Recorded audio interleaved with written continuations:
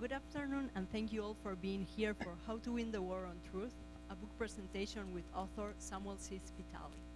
First, let's give a round of applause for Samuel.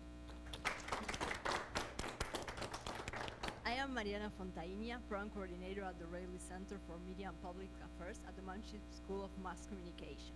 Before we get started, I want to go over a few housekeeping notes. First, please silence your cell phones. We do encourage tweeting, Instagram, Snapchatting, and other social media engagement. Oh, it's working for the live stream. Do you want me to? Okay, if not, I can just go up down here. You can hear me better. This is better? Yes. Okay. Where I was. Oh yes, tag us if you Instagram or tweet or whatever. Make sure we know you are talking about us. And secondly, we have built in some time at the end of today's conversation for our speaker to answer some audience questions. So please hold all questions until the end of the interview. Now I'm happy to turn it over to our Dean, Dr. Kimberly Bissell, for some welcoming words.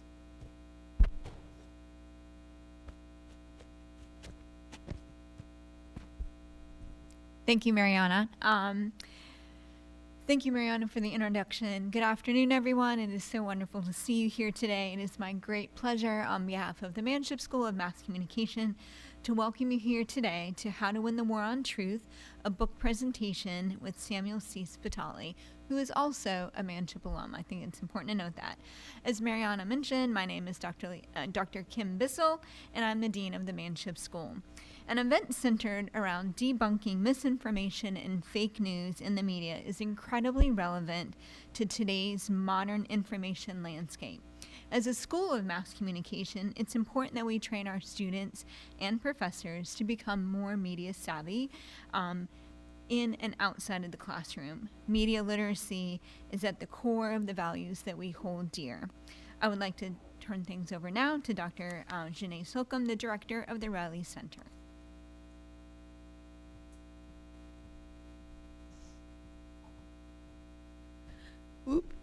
This will be very quick. Welcome, Chris Spitale. He is a alum of the Manship School and also goes by Samuel Spitale, which is something that was fun to see. The book that we're going to talk about today is amazing. The research that really went into this is spectacular. And so, Chris, I laud you for doing that. Thank you for being here and for sharing your research with us. And then Haley, thank you for being a fantastic graduate student here at the Manship School, and for reading this book and for putting together some really spectacular questions for us. So thank you, everyone. All right, thank you, Janae. So let's start with you, Chris. Can you tell us a little bit about your background? Sure. Can you guys hear me all right? Am I speaking loud enough? Sure. So I grew up in Amite, Louisiana. I came to the Manship School for undergraduate and graduate school. So my emphasis was in advertising with a minor in psychology, and then my grad work was in media management. And then so while I was in graduate school, I interned at Casino Rouge, which I think now is Carnival Hotels and Casinos. And then I interned at Lucasfilm in public relations. And then so after graduate school, I was lucky to get a job at Lucasfilm, so I lived in the Bay Area for many years. I managed global Star Wars and Indiana Jones product development. And then about a decade ago, I left to focus on my own creative projects, which includes writing, screenwriting, storytelling, and eventually I found my way into writing this book. So Great. Will you talk a little bit about your initial motivation for writing a book on propaganda and misinformation? Sure. So I've been telling this story a lot. So the idea came out of many frustrating conversations with family and friends around 2016 and after. I don't know if you guys remember, but so 2016 was the year post-truth was the word of the year, which means, you know, that we tend to want to believe things that aren't verifiably true, but they feel true. And so I was just seeing that pattern again and again, especially in talking to family and friends after the election cycle, and how many of my relatives believed things that were verifiably untrue. And so it was extremely frustrating, even an old high school English teacher. And it was like, wow, everybody believes all the stuff that to me is so obvious it's not true. So how do you help people see through the beliefs to see what's true? So it kind of became an obsession and a challenge. And I ultimately decided that, you know, the answer is part media literacy, clearly, what the Manship School is all about. But that's just one part of it. Psychology plays a huge role, not just understanding like our cognitive biases and our tendency to believe, you know, fallacies, but emotional awareness, skills that really only artists and, you know, psychotherapists may have. So becoming aware of our emotions when we're emotionally manipulated, what media and politicians, you know, try to exploit negative emotions to manipulate us. And then also a huge part of understanding how power structures operate. You know, like where propaganda comes from, who benefits from it, who benefits by our beliefs, and how often our beliefs are used to not work in our best interest. And so hopefully the book, taken all together, is a lesson in critical thinking. Great. Let's dive into a little bit about the book. Can you explain, y'all might see it on the screen behind us, some illustrations. Can you explain the format of your book and why you chose that format? Sure. So the book is fully illustrated. I call it a nonfiction graphic novel. And behind us, yeah, you'll see like 30, 40 images cycling through, all from the book. And the art is by, I should note, a great illustrator named Alan Wincup, who a friend introduced me to. And so he did the entire book, 300 plus pages of art. But yeah, when I pitched the book, I knew it needed to have a graphic component, because I wanted a ton of infographics. So I wanted to be able to show the data and the statistics and graphs and charts and all kinds of stuff. And there's a learning tool in the book that needs to be illustrated to make it work and understandable. And so I knew there were graphic elements. So the question was, do we make it a fully illustrated book or just spot illustrations?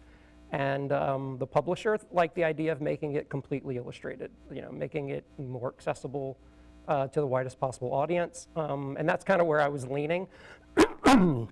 Excuse me. There's a book, I don't know if any of you guys are familiar with a nonfiction graphic novel called Economics with an X at the end. Anyway, it's like the entire history of world economics told in a graphic novel, and it's a fantastic book. It has a whimsy and humor to it, and so I tried to replicate that in mine. It was a huge inspiration, because it's just incredibly charming. So it makes you know, it makes the content go down a lot easier than an economics class ever did, which I would have trouble staying awake in. Anyway, so yeah, so that was kind of a model for the book, and yeah, and I'm very happy with how it turned out. Yeah. Yeah. The art's great. Yeah. You agree? Y'all can see it's just a small example of the many, many great illustrations in the book. So let's talk a little bit about the content. Just to kind of set the stage, could you explain the distinction between misinformation and disinformation and where fake news falls in that? Sure. So misinformation, I mean, we kind of use all the terms interchangeably, misinformation, disinformation, propaganda. But so disinformation, let's start with disinformation, is deliberate lies created and spread to deceive. So that would be stuff like the idea of voter fraud, or vaccines causing autism, or that the US created the AIDS virus as a biological weapon. Like things that are manufactured with intent to deceive, as opposed to just misinformation, which is more accidental errors, false claims, unwittingly spread, you know, sharing an Onion article that we think is real, or urban legends and gossip. And it doesn't have the evil intent behind it. So that's usually kind of the distinction between misinformation and disinformation, even though we kind of use misinformation to describe everything, because, yeah, it kind of works both ways. As opposed to fake news, so the term fake news is a derivation of lying press. Lügenpresse is the German word. And so basically during Nazi Germany, Hitler would call news coverage he didn't like fake news or lying press. Oh, it's the lying press. So basically it was a way to undermine credible news sources. And that's the same way fake news has become part of, our lexicon. It's usually not in the description of a fake news article. It's usually to undermine genuine reportage that the person using the term doesn't like. And that's traditionally what it is. Because if the news was actually fake, we wouldn't have to say, oh, that's fake news. We would say, oh, no, that article's not true, or that article's bullshit, or no, that date is wrong, or whatever. We don't have to use the ad hominem smear if you're dealing with facts and reality, oftentimes. So. So can you explain, given that information, how propaganda works? Sure. So propaganda to me is like the umbrella term for all of the bullshit. And so I would define propaganda as any information that's biased or misleading, anything that's trying to sell us a certain point of view. So in the simplest of terms, propaganda is trying to sell us something, whether it's an idea like anti-Semitism, or whether it's a product like an acid. It's always trying to sell us something. And so the term, I don't know if you guys are familiar, so the term comes from the Catholic Church. Propaganda originated with the Catholic Church when the Catholic Church was all powerful. And so it literally means spread the faith. So because the Catholic Church at the time was threatened by a development called Protestantism, so they created a propaganda office to spread the faith and, and to fight Protestantism. So propaganda has been a tool of the powerful ever since, trying to sell us something they want us to take on faith, as opposed to reality or facts or data. Propaganda is, selling us something people want us to believe. Anyway, so it's traditionally, it started with the Catholic Church, and then monarchies, aristocrats, corporations, the wealthy. It's always been a function of power, basically. And so that's why, the examples of propaganda are usually all from corporate interests or the wealthier people that have the wealth and resources to promote these ideas.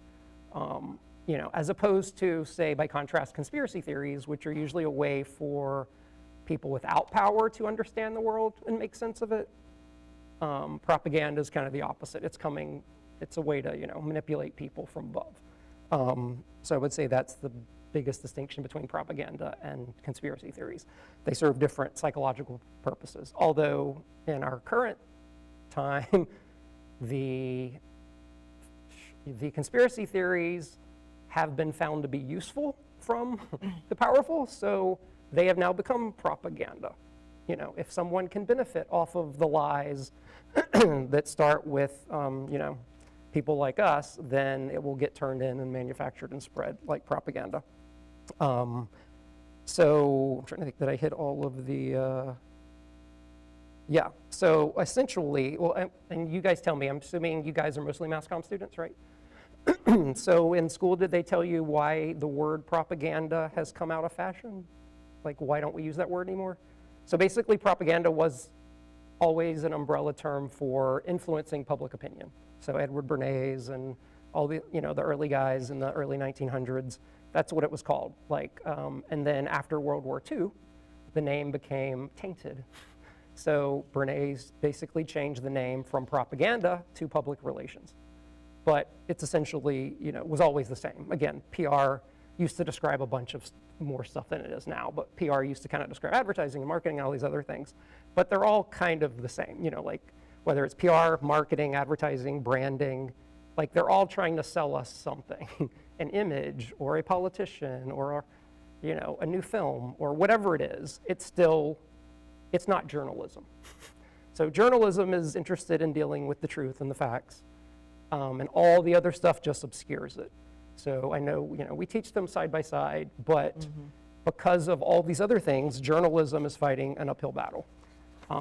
And that's why media literacy is important, because most of the time, especially like my parents' age group, my mom on Facebook or Twitter is not going to be able to identify, oh, that's journalism, that's PR, that's advertising, that's a paid message, what's paid, what's not.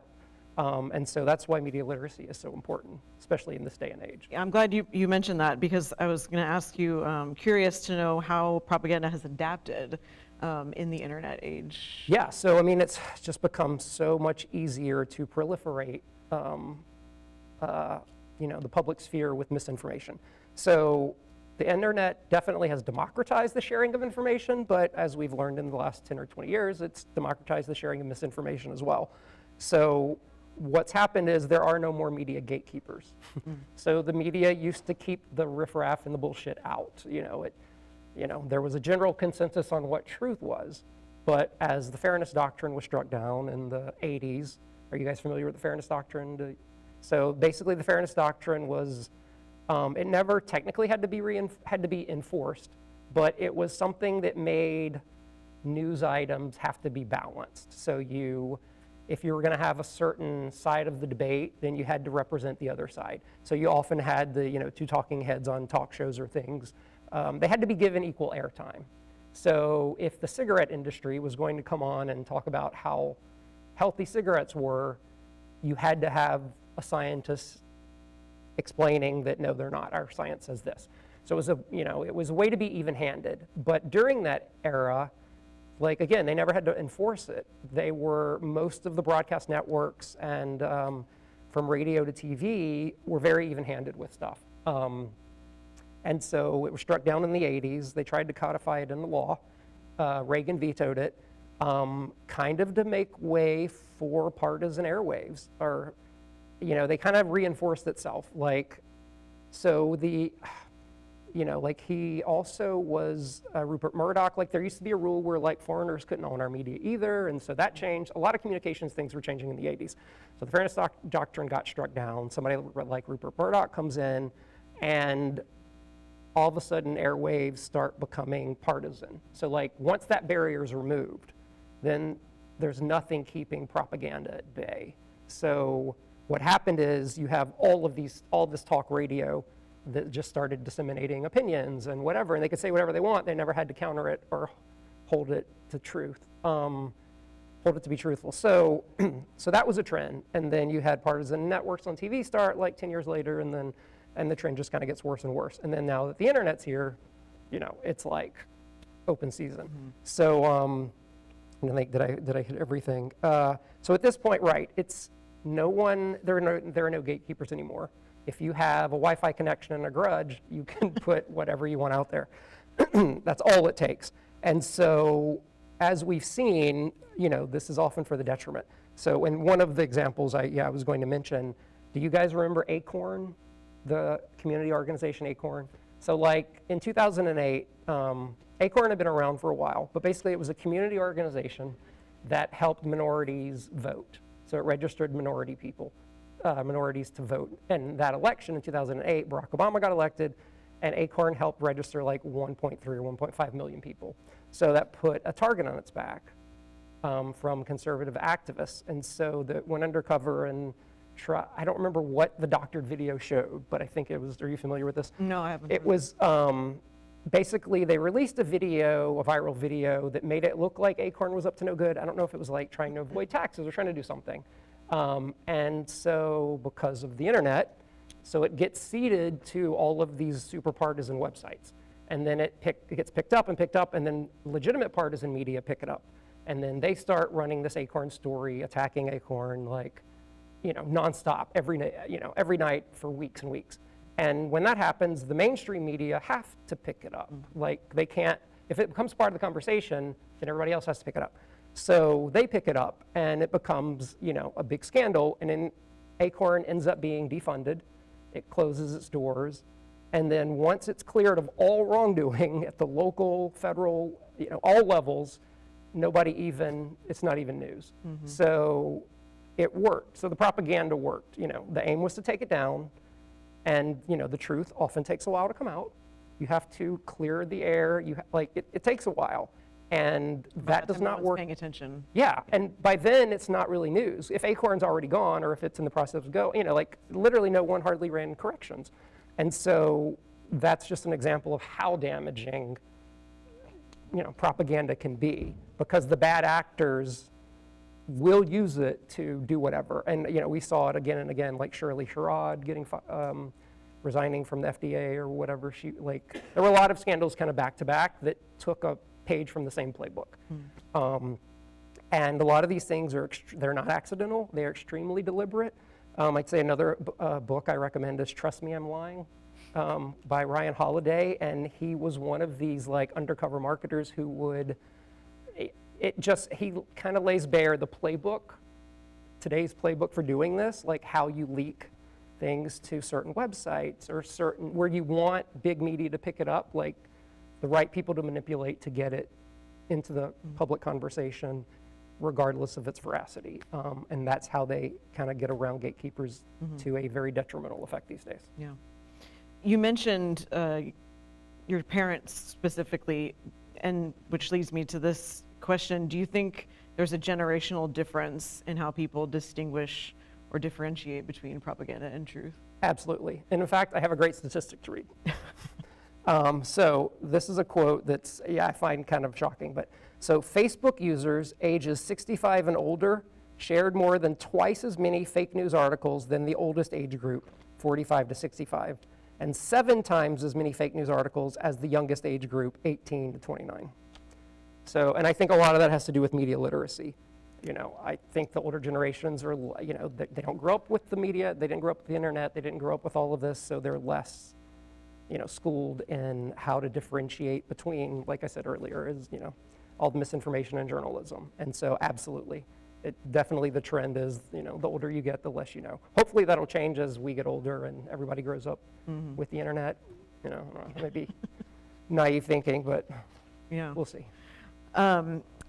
So in the book, you kind of switching gears a little bit, but in the book you talk about Fox News a lot, and other networks that have a certain way of doing things.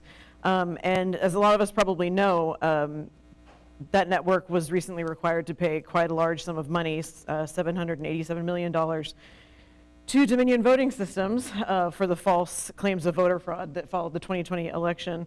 Do you anticipate more accountability from news outlets, not just Fox News, but all news outlets, maybe that promote those messages because of that payout, or are the incentives, the financial incentives, too powerful? I sure as hell hope so. I think that's the only way you hold media accountable. You have to hit them where it hurts in the pocketbook. And Fox News is long overdue for paying out lots of lawsuits. Because, Fox News is just such a beast. But speaking of Fox News, it's important that we understand how different Fox News is from the other outlets. Why it was created. I don't know if any of you guys have ever looked at the Fox News, the website online, to look at their, at the user agreement. But the Fox user agreement says that it's for entertainment purposes, as opposed to CNN's user agreement, which says it's for instructional and educational purposes. And the words instructional and educational are missing entirely from the Fox News website.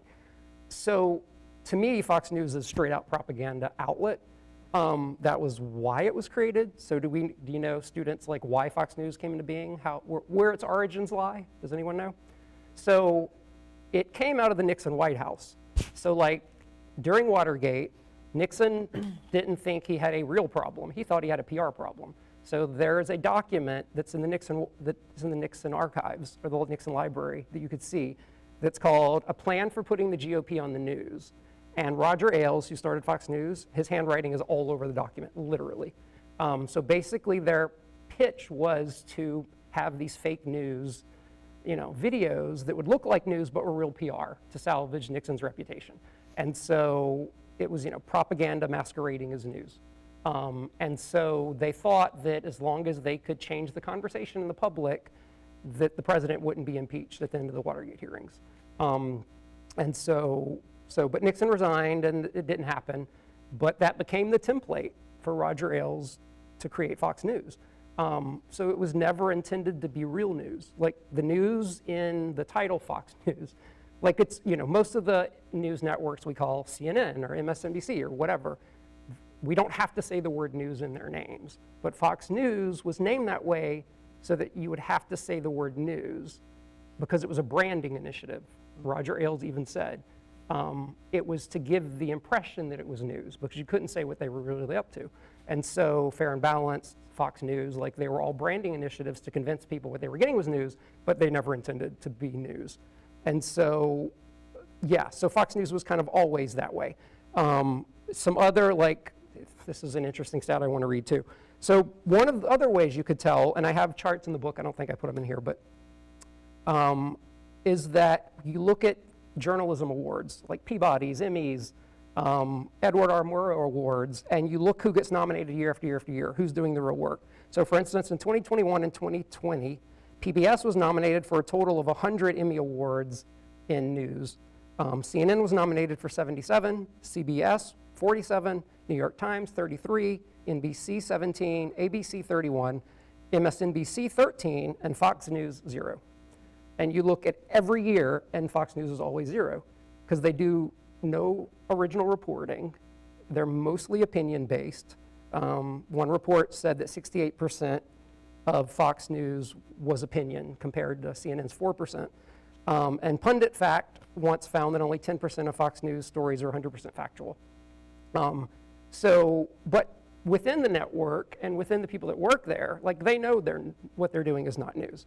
Like in court, when their anchors have been sued for slander, Fox argues that a reasonable person wouldn't take them seriously, and they win.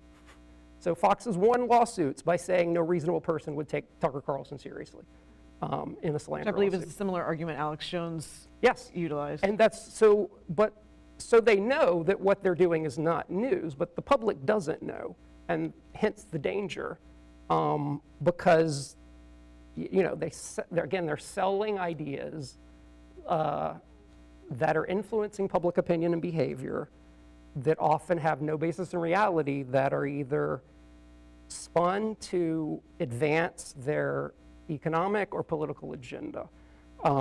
And I would say the one last thing about Fox News is that one of the giveaways to know when you're watching partisan news or that's propaganda, notice the emotion that the anchors are evoking in the audience. So real news is like local news, they're detached from their subject matter. They're informing you on what's going on in the area or who won the football game. If there are any emotion in the newscaster's voice, it's usually like a detached empathy or camaraderie or something. But you look at Fox News anchors, past or present, and they're emoting like an actor would.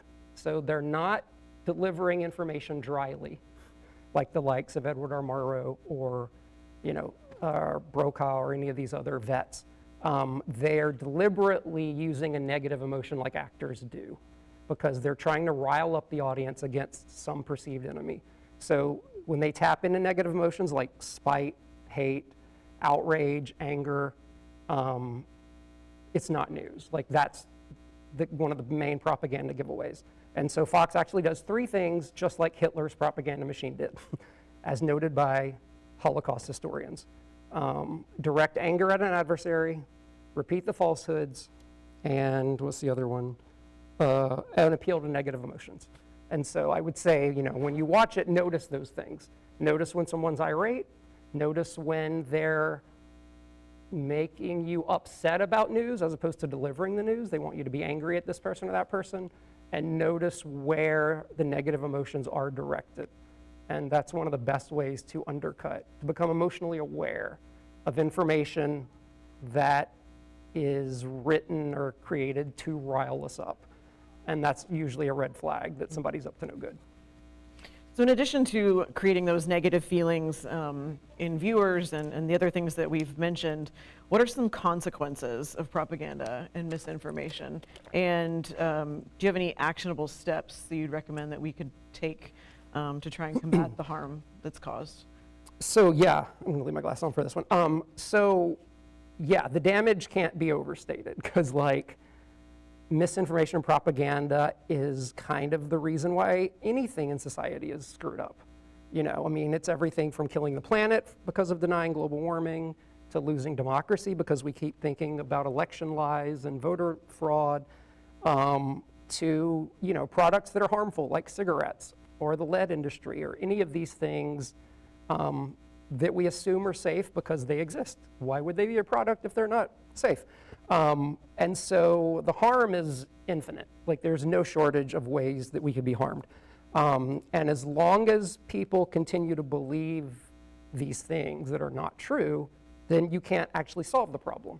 So as long as you create two different realities, truth and post-truth, then how do you solve global warming if half the people still thinks it's not happening? Like, and often the people behind the disinformation campaigns are usually the ones who first discovers the science. So like, what's so strikingly similar between the tobacco industry and the oil and gas industry is that the tobacco industry's own scientists are the ones who discovered it causes lung cancer.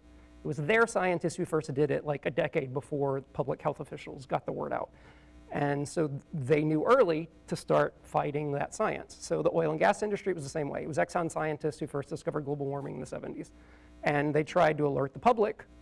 And then the oil companies disbanded the panel of scientists and basically replaced them with, you know, a lobbying group or whatever. And so, yeah, it's so hard. It's such an uphill battle fighting these things, because not only are they usually the ones that know ahead of time, you know, they have endless amounts of resources to fight, to fight the science and to mislead us.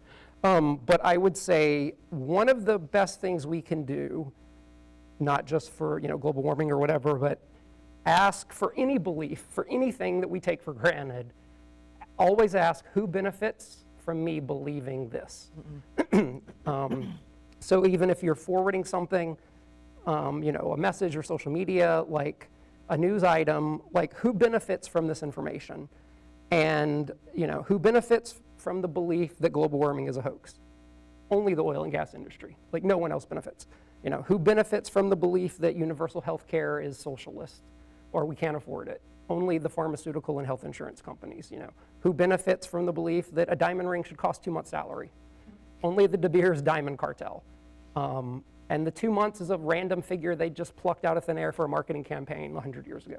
Like, so many of these ingrained beliefs that we grew up believing, you know, the only thing that stops a bad guy with a gun is a good guy with a gun. You know, I mean, that's a branding slogan created from the NRA's advertising agency. Like, who benefits from that belief? Only the gun lobby. So for any belief, always try to figure out who really benefits from it. And that could be anything from, you know, even beliefs like what goes around comes around, or, you know, thinking the universe will meet justice out. Like, who really benefits from that? Only people that don't want to be held accountable for something. You know, like, it's a way of making us inert.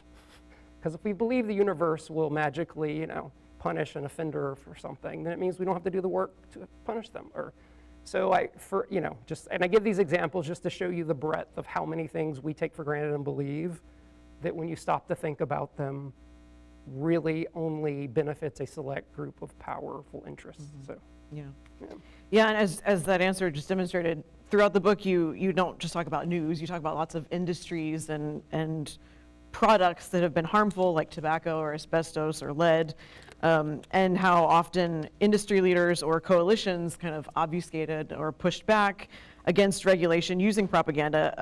And so what I was curious to know is, there a current issue or problem that you foresee us looking back on in 25 or 50 years, or even maybe more, and viewing it the way we now view those other industries like smoking or lead or whatever? yeah, I hope to God so.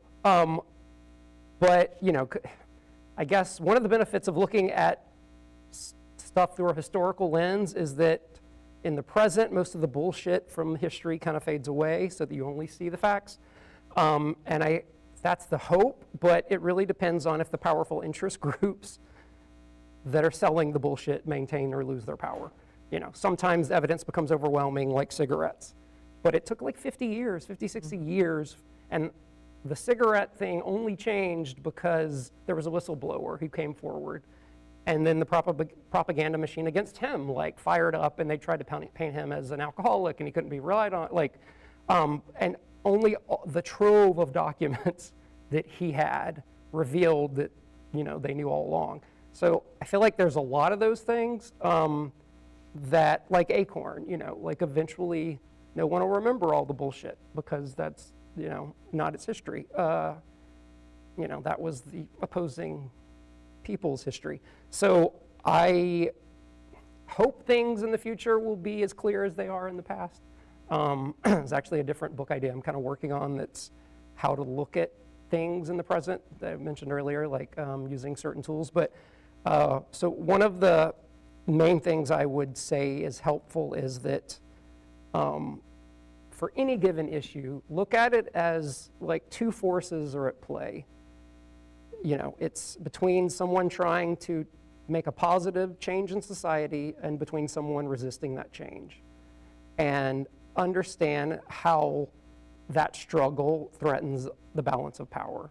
So, whether it's women getting the vote or civil rights or anything historically, I challenge you to look at present issues through that same filter. Mm-hmm. What does the positive change look like, and what does the resistance to that change look like that protects someone's power, privilege, or profits?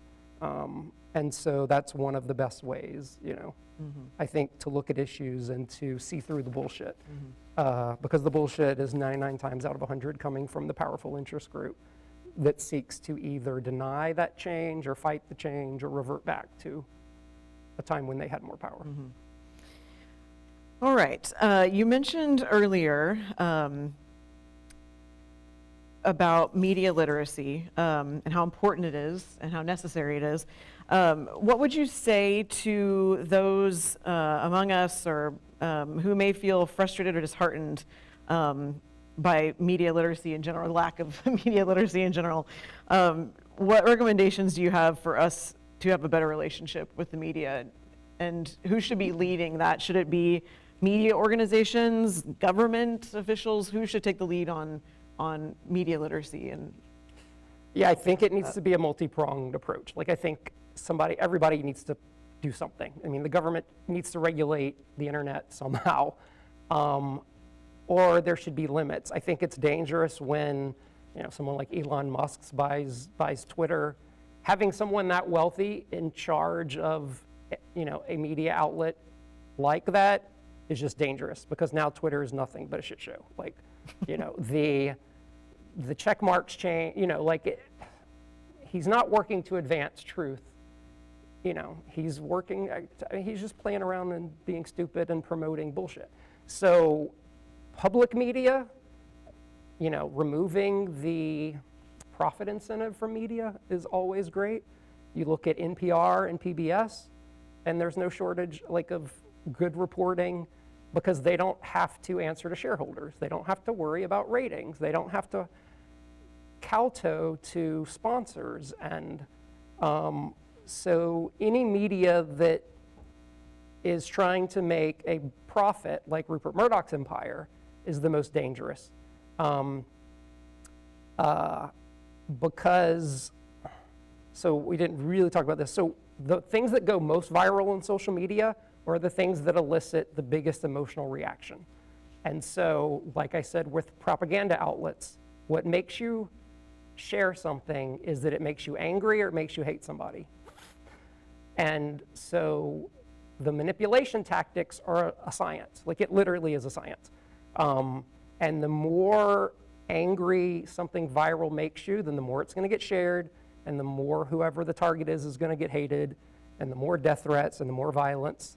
There are studies that show, when Facebook and their new algorithm enters a social space, like hate crimes go up, you know. There's data that shows the algorithm that changed in like 2011 or 2012. So like you used to see on Facebook, I don't know if for you that had Facebook say 15 years ago, you used to see mostly your friends' posts about stuff. But then Facebook changed the algorithm around the same time YouTube and other sites did. And so you stopped seeing you stopped seeing your immediate connections and stuff, and you started seeing content that's the most viral, like. And so that's shit that makes you hate somebody or pisses you off or whatever. And so now that's why the feeds are so much worse. And so there's a great book called How Civil Wars Start or something that traces the algorithm in all of these other countries. And democracies across the world have weakened with the introduction of that algorithm. And the tech companies don't want to change that algorithm because it drives business and it drives views.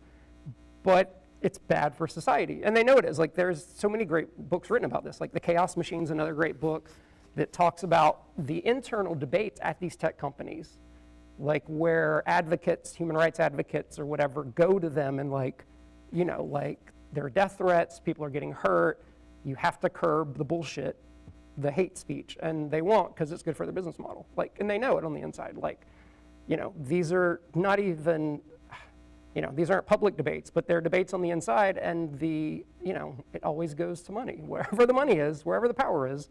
And so it's tough to get these people to change, but that's something the government could do. You could easily say, you know, make that algorithm not the default algorithm or something, or, so again, it's all about clicks, it's about money, it's about power, and in a capitalist society, if those things aren't regulated, then it's just a spiral to the bottom, kind of. And so that's what we're kind of seeing, I feel like, at the moment. What kind of internet regulations do you think would, I mean, with Section 230 and Don't even things, know. yeah. Like, I honestly don't know. I feel like the algorithm change could be like the easiest. Like, we wouldn't even notice, like, honestly.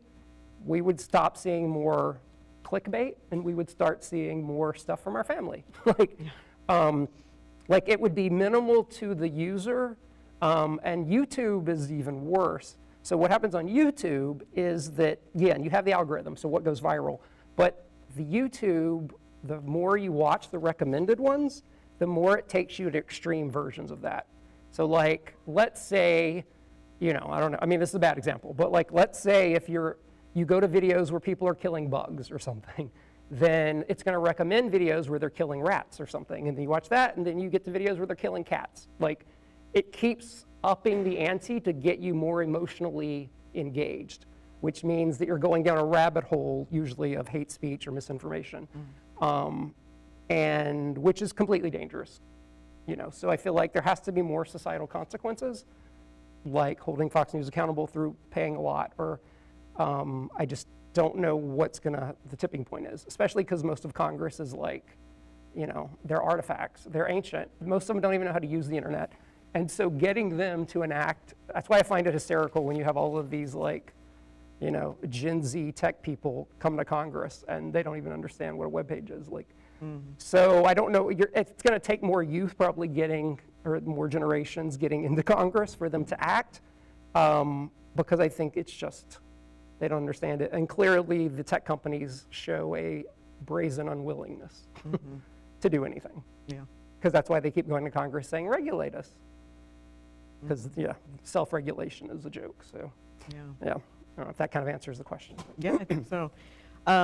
So before we finish up, we're going to take some questions from the audience. Oh, yeah.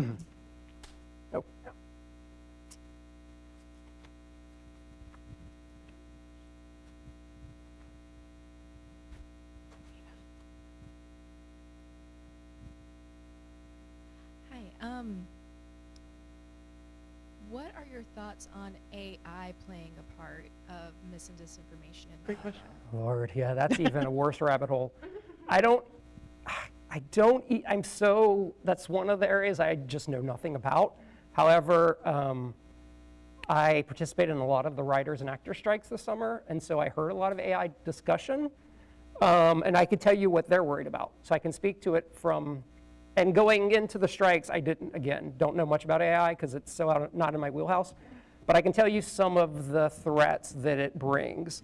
And so from the actor perspective, so what happens is, let's say you get background for a Disney movie or something, and they scan you and put you in the system, then they'll use you for perpetuity and don't have to pay you. So it's a threat for a lot of disciplines in that, it'll eventually be cheaper, and so lots of careers will be impacted. And so the actors were fighting to regulate it. So like, let's say if Disney does want to do that, well, then they should pay you every time they use that avatar. Like, but again, wealth doesn't like to share wealth. So it is always a battle. It is always a battle, again, between, doing something, hoarding wealth and power on one side and then trying to distribute it more evenly on the other side.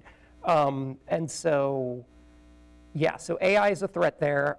AI is a threat for the writers, which still seems weird for me that, technically, yes, you could spit out a story or a script, but so much of storytelling involves emotion and emotional arcs and character arc. Like, there's so much that goes into it that I don't know yet what an AI version would look like. My guess is that an AI screenplay would look like when you go see a blockbuster type film these days and it sucks, but it hits all the visual beats. But you're just left like, oh, well, I feel like I've seen this 100 times. I feel like that's what an AI script would be, but I don't really know.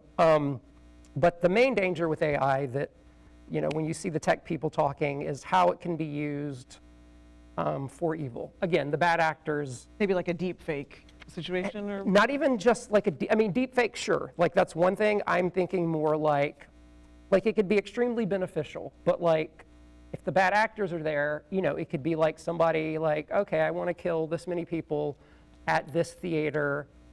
What's the best chemical I could put in the ventilation system to kill the most people? Like that, it's that type of, it's like the Alexa or Siri not knowing not to tell you these things.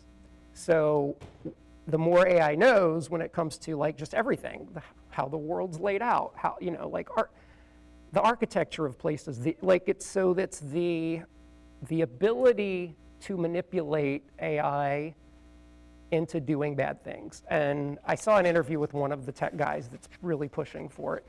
And that was kind of an example he used and it's like, oh wow, it's stuff you can't even quite comprehend. It's the obvious stuff like deep fakes clearly are going to be a problem.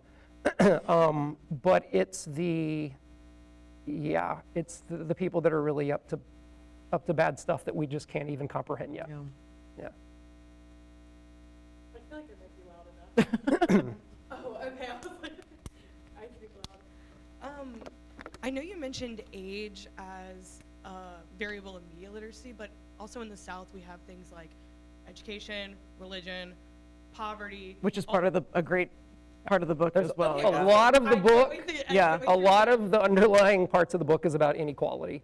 Okay. So not just why we believe things that are verifiably untrue, but how we've been sold to them Right. because of socioeconomics. Culturally. Yeah. Awesome. Well, I'm excited to read it. But I was wondering your advice as someone I'm a PhD student and I'm from Mississippi and I'm planning on continuing being a Southern media educator. What is your advice to someone for disrupting this system of dis and misinformation when there's so much systemic pushback? Great question. Yeah, I agree. There is so much pushback. And let's say the entire last chapter of the book is all on like the Southern strategy, but about it's Southern politics and how Southern politics was kind of nationalized and all of the racial inequality and the socioeconomic inequality that goes along with it and kind of how that gets us to the present. But I agree, it's a total uphill battle because so much of what we believe in the South has been sold to us that there are things we take for granted, cultural beliefs. They're not even political beliefs as much as cultural beliefs that I feel like you kind of spend the rest of your life trying to fight. And I often, when I was your age, I probably wasn't aware of any of them. Like honestly, like it, but getting out of Louisiana and then understanding and seeing things, differently in other places, and then reading and just understanding the history and how things, the resistance, it is tough. It's an uphill battle, and it's not, there's no easy solution. It's like, social justice is always about, like, it's a never-ending battle. Like, things don't change on their own. Things don't improve on their own. It's a constant struggle because the forces of opposition never stop. And, we're clearly witnessing that today with, like, critical race theory and wokeness and whatever it is. Like, it's, that's just, it's the same when it comes to racial politics. Like, it's the same as it's been since slavery. Like, slavery, the civil rights movement, it's just, the forces, again, are always the same. Forces of change and equality versus a power structure fighting that change. And today, the power structure is fighting racial equality and racial justice by teaching Black history and, condemning critical race theory, which, like, isn't even really a thing in most places. And Or getting rid of DEI. yeah, so it's always, in that struggle, it's always about white power. And, but to me, what's fascinating is when you look historically, like you read, it's, the language and the debate is like verbatim. No matter if you're reading literature from the civil rights movement or from slavery, it is the same language even that's used to deny, like, critical race theory and wokeness and stuff today. And that's the part that's, like, really crazy to me, is just how little, how it's the same, it's really the same thing. It just takes on different shapes. But the two forces are never, like, yeah, they never go away.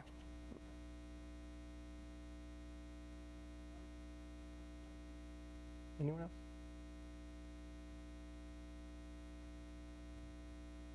Well, while you're giving the mic, I'll also say that I will have books for sale afterwards, and the regular retail price is like $25, but I'll be selling them for $22.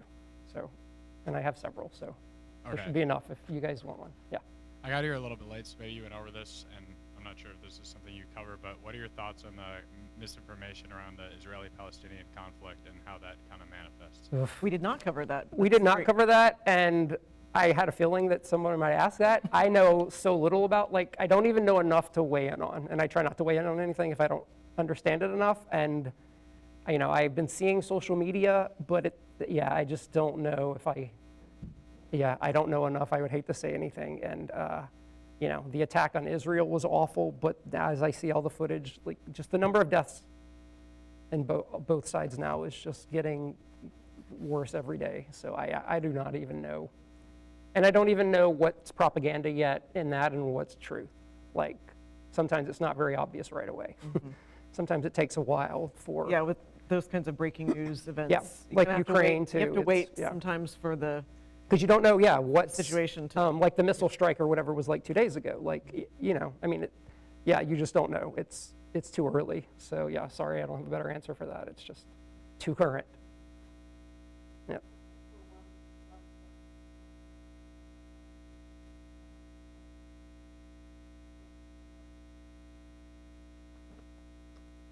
Anybody else? Okay, great. All right. So to close us out, one last question. So we talked a little bit about media literacy and maybe what some possible solutions are to that. But do you have any suggestions for good resources or techniques that, some of us are students, some not, some are, just, people who live in the area, not media specialists, I guess, but those of us who are, and anyone else, some resources or techniques we can use to increase media literacy, or at the very least, not be so vulnerable to mistruths or... Yeah, I would say, some of the things we talked about, be aware of when you are highly aroused by a news item or information. Like if it's one thing that if it's truth and, like, oh God, they really did that, that sucks. But beware if, it's a news item that makes you angry or hateful that maybe doesn't deserve it. Like, so, the biggest, beware when your anger and ire are directed at the powerless. It's, powerless are rarely up to no good. It's the powerful where all the bad shit comes from. And so, but as long as the powerless have their anger directed at other powerless people, then nobody's going to hold the powerful to account. So I would say, be emotional awareness, be aware when your emotions are activated, especially anger, hate, fear, and spite. Like, that's really the propaganda, basics there. And fear of everything, fear, especially fear of change. Like, that's the easiest thing. If there's a positive way, if there's, I'm trying to think of a good example right off, but actually, this, like the banning drag shows, or, the anti-trans legislation and that kind of stuff, or banning books. Like the people up to no good are exploiting fear that their kid may want to be a drag queen, fear that they may turn out gay, fear that they could read a book and get ideas they don't agree with. Like, so wherever the fear-driven side is, are the people trying to exploit your fear to support whatever, usually that's a sign somebody's up to no good, because good actors appeal to positive emotions. So they inspire us. They want to solve a problem. Therefore, again, equality or justice or hope. And so if someone's appealing to your fear or your anger, then chances are they're trying to manipulate you. So I feel like that, like emotional awareness is, emotional intelligence is so something I wish we were taught in school, because it's so important. And I would say that's one of them.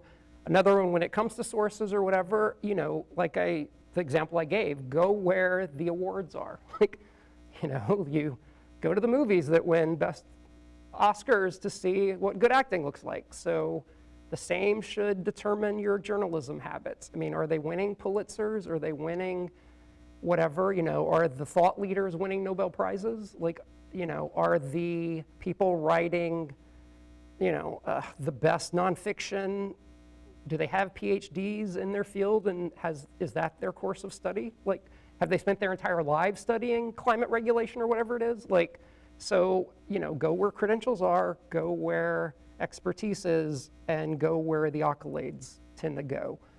Edward R. Murrow Awards and Peabodys are a great indicator of real journalism. So I would say that, and oftentimes, if you're going to those sources, you're not going to be emotionally riled up.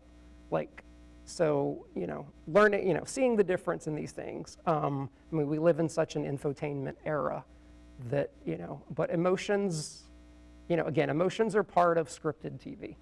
Like, if you watch, Abbott Elementary or a drama, like, you laugh and cry, like, they make you feel things. The news is not supposed to make you feel things. So if the news is making you feel those things, I mean, if you're crying, then it should be because of devastation, and you're empathetic. So empathy is a good response to, to news. If you feel sorry for the victims of whatever, that's great. But if you're, again, hating people or doing whatever, or something else, then chances are it's not great. So again, emotional awareness, I can't stress enough. One of the other things is, power structures, again, noting for any news item, like thinking, of course they're saying that, they're protecting their business model or their profits. Like, notice these things. Like when you see two talking heads on the news and they're debating something, just know where the money and influence is coming from. Like I think of the gas debate, like the natural gas debate not long ago. Science says, oh, having natural gas in the home is really a poison and it causes asthma and all these things, which is true. But then the other side of the debate was all, but I love my gas stove. Nothing beats cooking with gas. Like, it was all propaganda that the gas lobby created over the years. So like, gas stoves are not good for your health. Like, I mean, it's a fossil fuel that's leaking in your home constantly, even when it's turned off. Like, it is a poison. And so science saying one thing, and then all of the talking is over something else. Like, and the only thing that should matter is health in that conversation. Like, okay, so how do we phase out gas stoves? Like, what's the incentive to go to electric, and the health concerns around it? And nothing else should matter. So again, when you're seeing these debates, think, okay, who's losing money in this scenario? Or who's gaining more money by whatever they're selling? And so, just training yourself to think of it in these terms, I feel like helps a lot. And then the last thing I would say is, Well, no, I don't know, maybe I said it all. Yeah, I think I kind of addressed it all, start organizations, government, yeah. And then just support, support media that's not for profit, like NPR. NPR is like listening to college lectures all day, and so, so support the media and the journalists who are making a difference and doing positive things, and try to avoid and not share or give oxygen to the ones that are not. Yeah. That's excellent. Yeah, great advice. Thank you so much. Highly recommend y'all check out this book. It is great. So informative and so well done, and the illustrations as well. It's really excellent. So that's all the time we have for this talk this evening. I'm going to turn it over to Dr. Janae Slocum, the director of the Riley Center, for some closing remarks. Haley, thank you so much. By the way, don't ever forget that Haley is a graduate student here at the Manship School. So she took this on as an extra project. Happy to do so. It's really fun. Yes, thank you. And Chris, thank you so much for sharing your time with us, and also everybody, this book, it's really fun. And the amount of research that went into this, I say again, it's just unbelievable. Everybody, thank you so much for taking your time and being here and sharing in this conversation. Don't forget that we've got another event coming up next week. We're going to be viewing the documentary Crip Camp. If you have not seen this, it is amazing. It is essentially a look at how we got to ADA policy and the people who were involved with it.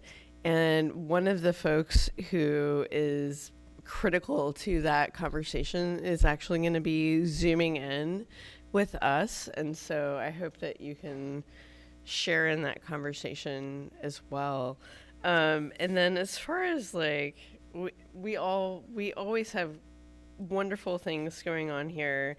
And we would love for you to also, tag us or be part of your social media experience. That's at LSU Riley Center on Instagram, at Riley Center on Twitter, and Riley Center for Media and Public Affairs on Facebook. So thank you so much, everybody.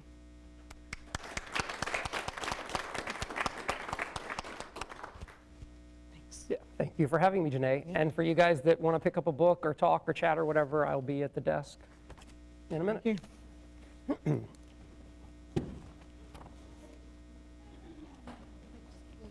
Of course. Yeah.